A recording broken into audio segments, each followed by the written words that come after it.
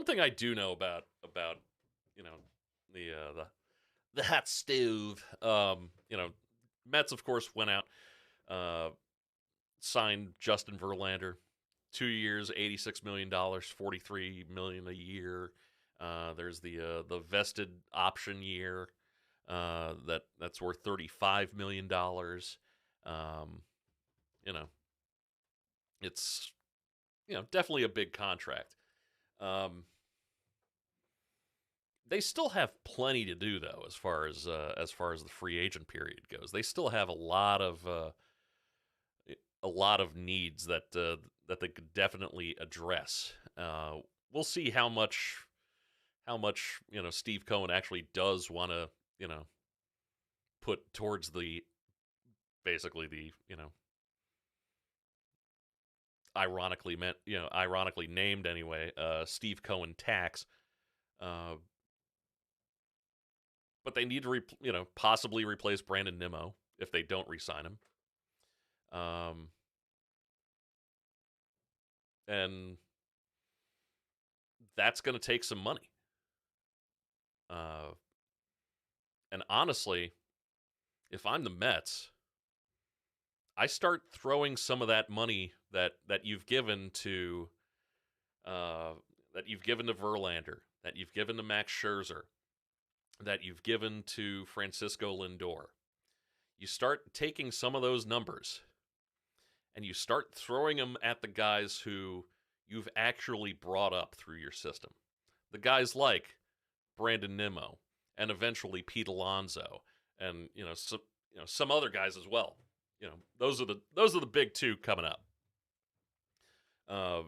Start throwing that money at, or that kind of figure anyway, at the homegrown talent.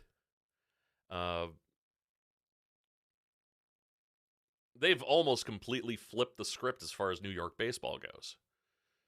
You got Steve Cohen who's spending money like George Steinbrenner used to spend money, and getting all the fanfare, and they won 101 games last year. So it obviously improved. Went out, got the manager for it too, in Buck Showalter. But something that Steinbrenner always, I think, had a really keen eye for, or his people had a really keen eye for, and he actually, took the time to listen to them more than we thought. If you look at those, like say, late '90s, early 2000s World Series teams that, were just steamrolling over people.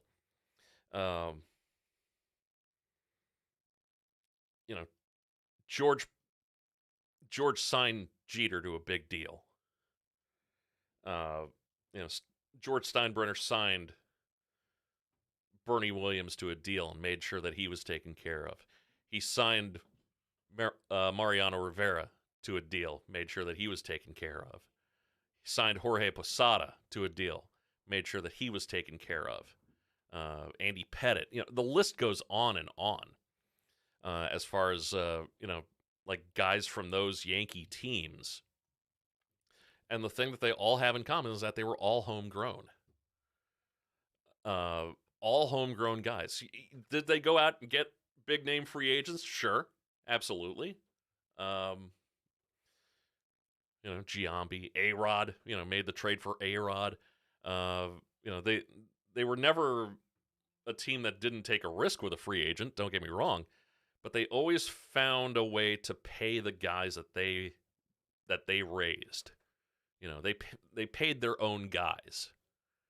And that's something that I think the Mets got to do better at.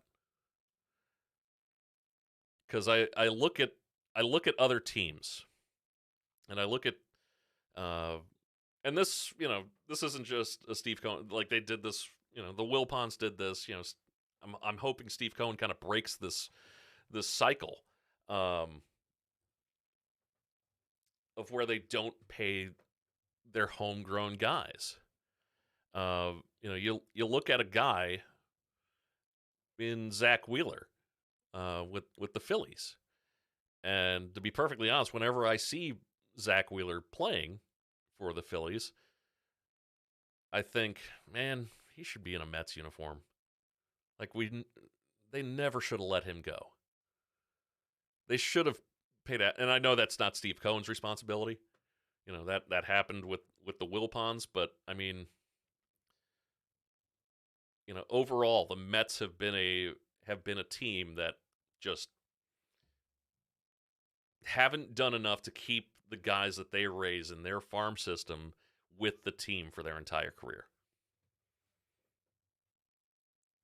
And I think that, especially with a guy like Nimmo, a guy with Alonso, who's going to have a big contract coming his way, over the, at some point over the next couple of years. You gotta spend some of that money on those guys too. Almost kind of a reward for, hey, thanks for working so hard for us, and continued success on that. Uh, you know, take care of your guys.